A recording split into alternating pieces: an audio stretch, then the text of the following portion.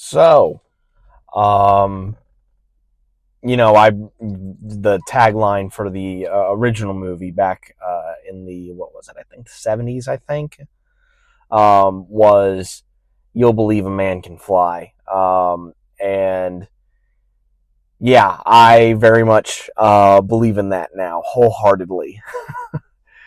Hey guys, what's going on? It's Daniel Strunk from QuickTime Reactions, and this is something very, very, very special. As you guys might have been aware of, for Amazon Prime members, they got a chance to see Superman early, and this isn't at all sponsored by Amazon at all. I just so happen to be an Amazon Prime member, and as a car horn is going off, I'm going to leave that in the recording.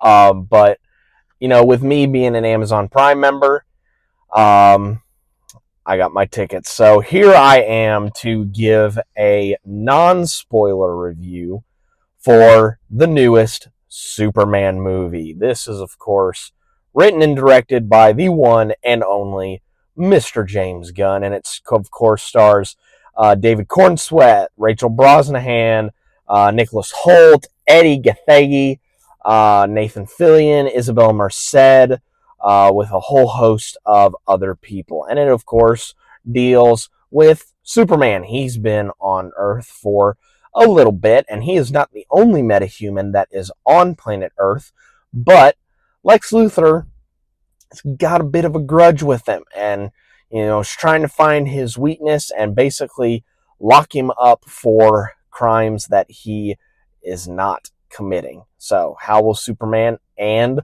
Lois and everyone else around him try to avoid, any and all certain danger?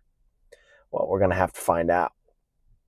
So this movie, much like another movie that is coming out later in the month, Fantastic Four First Steps, this is probably, I don't want to say divisive, because people are excited about it, but people have their podiums that they want to stand on.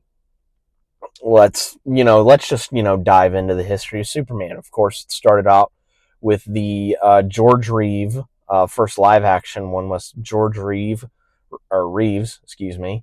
Then we go to Christopher Reeves, and then you have stuff like Smallville, and Superman and Lois. You have Henry Cavill as well, and you just have so many portrayals of Clark and Superman that are iconic to different people for very different reasons.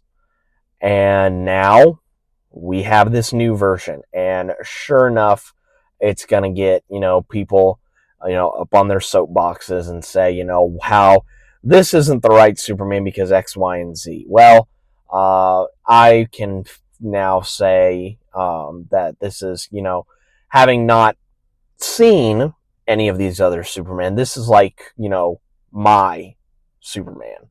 This is the first one that I'm seeing for the first time, with fresh eyes, as it were. And I gotta say, Gunn and Cornsweet have nailed it.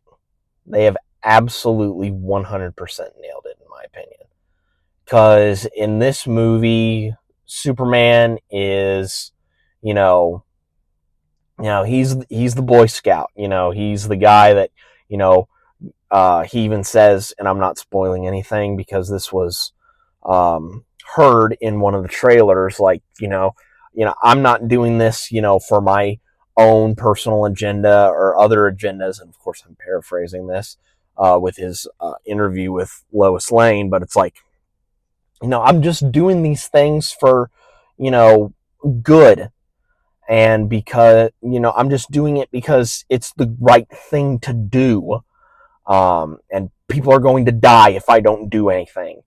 So, and I love that aspect of, that kind of being carried, or not carried. Well, I guess carried into Corn Sweat, and kind of being the focal point um, for this version of the character.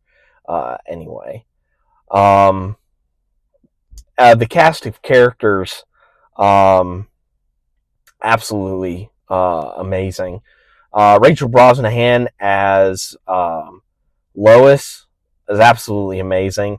Um, Even in that interview that she is conducting with Clark, Superman, and again, not spoiling anything because this was shown in the trailers, like she's grilling him. Like she's not throwing out softball questions. Like she's grilling him. And it's like, man, they're like going back and forth, but that's what a journalist is supposed to do. Nicholas Hoult as Lex, he's really good. Like he's a great actor in general. Like just look at my review for Juror Number 2 that he was in. He was awesome in that film, and of course, I've seen him in The Menu. I've seen him like in Mad Max Fury Road. He was in the X-Men. He was in the new class of X-Men films, like Days of Future Past, into I think he was in Apocalypse. Yes, he was in Apocalypse. Dark Phoenix, so on and so forth. Like, he's shown that he has range, and I'm happy to say that he plays a really, really good villain in this movie. Our trio of metahumans: Guy Gardner, Nathan Fillion, Hawk Girl, Isabella Merced, and Mr. Terrific, Eddie Gathegi.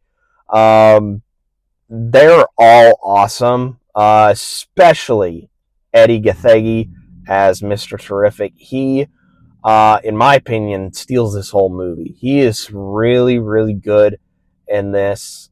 His interactions and just the way that he uses his tech is so good. It's awesome to see up on the big screen. The inclusion of crypto, because this is the one thing that my dad has kind of harked on about the movie, is the inclusion of crypto. And I think, crypto does indeed serve a purpose in this film. I'm not going to get into, what that purpose is, but because it is a non-spoiler review, but he does end up serving a purpose in the film. And plus, it's just fun to see. It kind of brings in that human aspect that is, brought up because, in the trailer, Lex Luthor says, Superman, like he's not a man, he's he's an alien. Like, it brings in that human aspect to Clark that, kind of, makes us relatable. And I can say from experience, having a dog in the house, it's very, very much relatable. I can definitely see, this version of crypto in, my dog that is in my house. And yeah, it was very, very eerily similar to how my dog acts. Cinematography in this is really, really good. I know that was one of the other things that people were harking on about before this movie came out, especially with some of the flying shots where it is like right in Cornsweat's face. But here's the thing about that: it's like those specific like images, they just feel like ripped straight out of a comic book. And isn't that what we want out of our comic book movies? They're not supposed to be,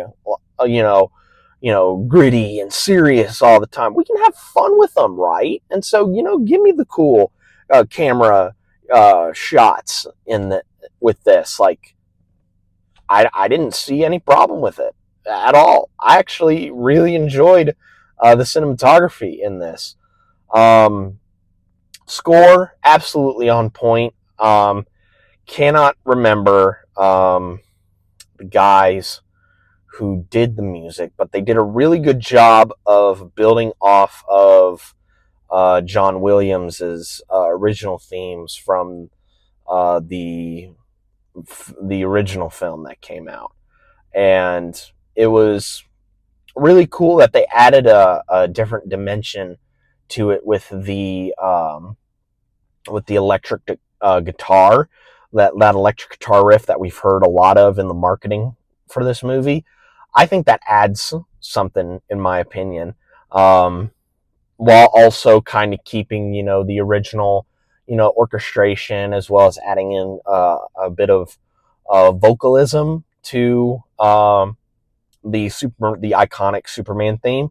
I think that adds something to me. I think that makes it more grandiose and majestic in that way. But yeah, I absolutely had I had a fun time with this. It is most certainly in my top 10 of the year so far. I don't think it's overtaken. See, I said in my Life of Chuck review that, it's a coin flip between Sinners and Life of Chuck. But I think Sinners, after having some time to sit on it, Sinners, I think, is still the top film of the year. But I think this is easily top 5 of the year so far. This is really, really good. It's an absolute fun time. And definitely stick around through the credits, because there are 2 post-credit scenes. I won't get into what they are exactly, but just know that there are indeed 2 post-credit scenes.